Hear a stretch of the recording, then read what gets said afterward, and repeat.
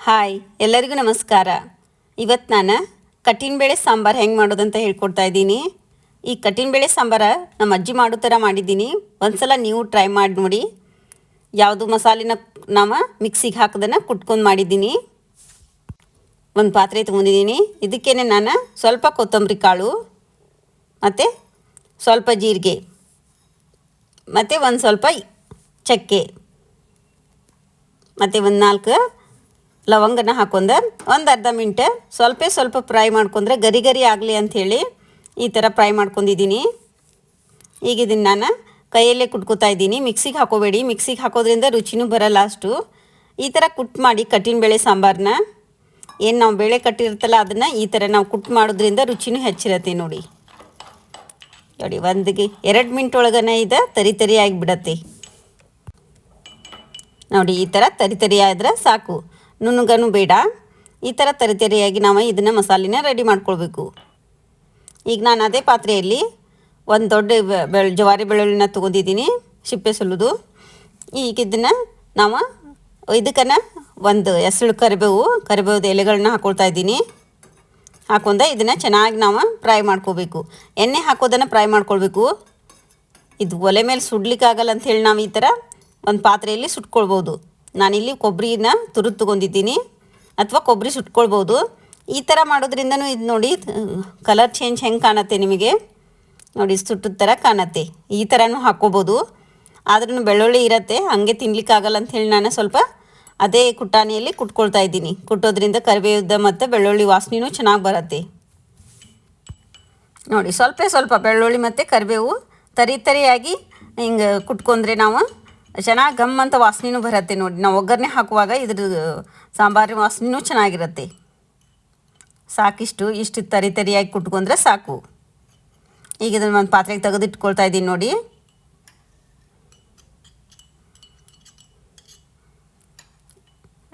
ಈಗ ನಾನು ಈಗ ಇದು ಪೌಡರ್ ರೆಡಿಯಾಗಿದೆ.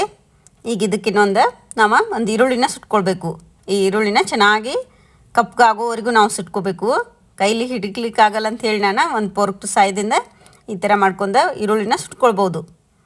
ಸ್ವಲ್ಪ ಉರಿ ಜೋರು ಇಟ್ಕೊಳ್ಳಿ ಮತ್ತು ಮಧ್ಯಮ ಉರಿ ಇಟ್ಕೊಂಡು ನಾವು ಎಲ್ಲ ಬದಿಗೂ ಒಂದು 3 ಮಿನಿಟ್ ಆದರೂ ನಾವು ಇದನ್ನು ಸುಡಬೇಕು ನೋಡಿ. ಬಿಸಿ ಇದೆ, ಕೈ ಬಿಸಿ ಇರ್ತಾನೆ. ಇದ್ರದನ್ನು ಮೇಲೆ ಸಿಪ್ಪೆನ ತಕ್ಕೋಬೇಕು. ಕಪ್ತಿದ್ದು ತಿನ್ನಲಿಕ್ಕೂ ಆಗಲ್ಲ ಮತ್ತು ರುಚಿನೂ ಇರಲ್ಲ. ಒಳಗಡೆದ್ದು ಚೆನ್ನಾಗಿ ಬೆಂದಿದೆ ನೋಡಿ. ಒಲೆಯಲ್ಲಿ ಸುಟ್ಟು ತೋರಿಸ್ತೀನಿ ಕಟ್ ಮಾಡಿ. ಈ 2 ಚೆನ್ನಾಗಿದ್ದನ್ನು ತೆಗೆದು ಈ ಸುಟ್ಟು ಭಾಗನ ನಾನು ತೋರಿಸ್ತೀನಿ. ಒಳಗಡೆನೂ ಬಿಸಿ ಹಾಗೆ ಚೆನ್ನಾಗಿ ಸುಟ್ಟಿದೆ. ಇದು ಈ ಥರ ಸುಟ್ಕೊಳ್ಬೇಕು. ಒಂದು 3 ಮಿನಿಟ್ ಸುಟ್ಕೊಂಡ್ರೆ ಚೆನ್ನಾಗಿದ್ದಾಗುತ್ತೆ ನೋಡಿ. ಇದು ನೋಡಿ, ಈಗ ಚೆನ್ನಾಗಿ ತೋರಿಸ್ತೀನಿ ಕಟ್ ಮಾಡಿ ನೋಡಿ. ಸ್ವಲ್ಪ ಒಳಗಡೆ ಭಾಗ ಅಷ್ಟೇ ಸುಟ್ಟಿಲ್ಲ. ಈ ಥರ ನಾವು ಸುಟ್ಕೊಳ್ಬೇಕು. ಎಳೆ ತೋರಿಸ್ತೀನಿ ರೀ. ಎಲ್ಲ ಎಳೆಗಳು ನೋಡಿ. ಈ ಥರ ಎಳೆಗಳನ್ನ ತೆಗೆದು ನಾನು ಸುಟ್ಟು ಭಾಗನ ಅಷ್ಟೇ ತೊಗೊಂಡೆ. ಈಗ ಇದನ್ನು ನಾವು ಕುಟ್ಕೊಳ್ಬೇಕು. ಈ ಥರ ಕುಟ್ಟುವಾಗಿದ್ದು ಉಳ್ಳಾಗಡ್ಡಿ ಜಾರತ್ತೆ, ಈರುಳ್ಳಿ ಜಾರತ್ತೆ. ಇದಕ್ಕೆ ಸ್ವಲ್ಪ ಉಪ್ಪು ಹಾಕೋಬೇಕು. ನಾನು ಉಪ್ಪು ಹಾಕೋದು ವಿಡಿಯೋ ಸ್ಕಿಪ್ ಆಗಿದೆ. ಈ ಥರನೂ ಇದನ್ನು ನಾವು ತರಿಯಾಗಿನ ಕುಟ್ಕೊಳ್ಬೇಕು ನೋಡಿ ಕುಟ್ಟಾಣಿಯಲ್ಲಿ ನೋಡಿ. ಈ ಥರ ಈಗ ಮಸಾಲೆ ರೆಡಿಯಾಗಿದೆ. ಇದಕ್ಕೇ ಸ್ವಲ್ಪ ನಾನು ಕೊತ್ತಂಬರಿನೂ ಹಾಕಿ ಕುಟ್ಕೊಳ್ತಾ ಇದ್ದೀನಿ. ಕಟ್ ಮಾಡಿನೂ ಹಾಕೋಬೋದು. ಈ ಥರ ಕುಟ್ಟಿದ ರುಚಿನೇ ಬೇರೆ ಇರುತ್ತೆ ನೋಡಿ. ಇದು ಕಟ್ಟಿನ ಬೇಳೆ ಸಾಂಬಾರು ನಾವು ಕುಟ್ಟು ಮಾಡಿದ್ರೇ ಚೆನ್ನಾಗಿರುತ್ತೆ. ನಾನು ನಮ್ಮ ಅಜ್ಜಿ ಮಾಡೋ ಥರ ಮಾಡ್ತಾಯಿದ್ದೀನಿ. ಚೆನ್ನಾಗಿ ಬಂದಿದೆ. ಒಂದ್ಸಲ ನೀವು ಟ್ರೈ ಮಾಡಿ ನೋಡಿ. ಈಗ ಮಸಾಲೆ ರೆಡಿಯಾಗಿದೆ. ಈಗ ನಾನಿಲ್ಲಿ ಒಂದು ಸ್ವಲ್ಪ ಹುಣಸೆ ಹಣ್ಣನ್ನು ನೆನೆಸಿಟ್ಕೊಂಡಿದ್ದೀನಿ. ಚೆನ್ನಾಗಿ ನೆನೆದಿದೆ. ಇದು ಹುಣಸೆ ರಸ ತೆಗೆದಿಟ್ಕೋಬೇಕು. ಈ ಥರ ಇಲ್ಲಿ ಬೇಳೆ ಕಟ್ಟು ರೆಡಿಯಾಗಿದೆ ನೋಡಿ.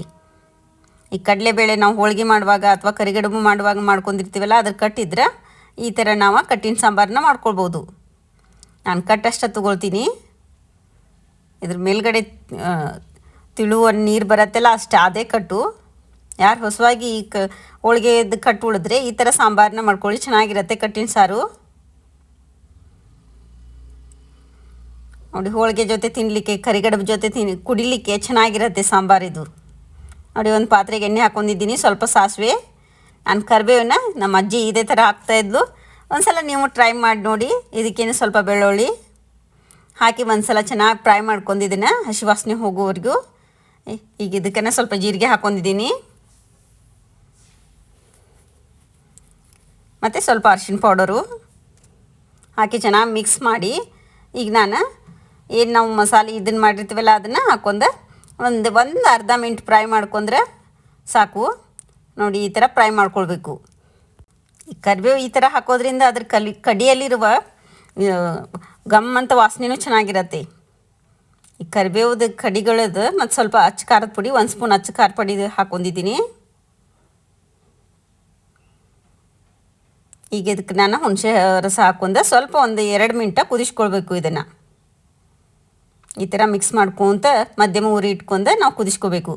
ನಿಮಗೀಗ ಕಡಿಗಳು ಬೇಡ ಅಂದರೆ ತೆಗೆದು ಹಾಕೋಬೋದು ನೋಡಿ. ಎಲೆಗಳನ್ನು ಹಾಕಿ ಅದ್ರ ಕಡಿಗಳನ್ನ ನಾವು ಫ್ರೈ ಆದಮೇಲೆ ಒಣ ಕಡಿಗಳನ್ನ ತೆಗೆದು ಬಿಸಾಕ್ಬೋದು, ತಿನ್ನಲಿಕ್ಕೂ ಆಗೋಲ್ಲ. ಮತ್ತು ಇದಕ್ಕೆ ನಾವೇನು ಕಟ್ಟು ಇಟ್ಕೊಂಡಿರ್ತೀವಲ್ಲ ಅದೇ ಕಟ್ಟು ನಾವು ಹಾಕೋಬೇಕು. ಈಗ ಇದೇನು ನಾವು ಸಾಂಬಾರದು ಮಿಕ್ಸ್ ಆಗಲಿ ಅಂಥೇಳಿ ಒಂದು ಸಲ ನಾವು ಈ ಥರ ಮಿಕ್ಸ್ ಮಾಡ್ಕೊಳ್ಬೇಕು. ಮತ್ತು ಇದಕ್ಕೆ ಸ್ವಲ್ಪ ನಾನು ತಿಳುವನ್ನ ನೀರು ಮಾಡ್ಕೊಂಡಿರ್ತೀನಿ, ಯಾಕಂದರೆ ಕೊಬ್ಬರಿ ಮತ್ತು ಈರುಳ್ಳಿ ಮಸಾಲೆ ಸ್ವಲ್ಪ ಗಟ್ಟಿಯಾಗಿ ಬರುತ್ತೆ ಅಂಥೇಳಿ. ಗಟ್ಟಿ ಬೇಕಂದರೆ ಇನ್ನೊಂದು ಸ್ವಲ್ಪ ಬೇಳೆ ಹಾಕ್ಕೋಬೋದು ನೀವು.